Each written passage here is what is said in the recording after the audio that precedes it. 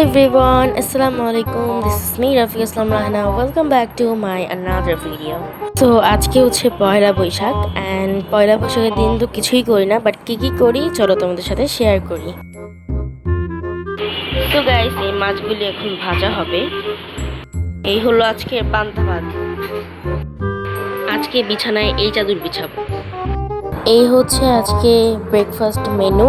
লাঞ্চেও অনেক কিছু করা হয়েছিল, বাট এগুলি ফুটেজ করতে পারিনি। I am so sorry, because আমি ঘুমিয়ে পড়েছিলাম খেয়ে।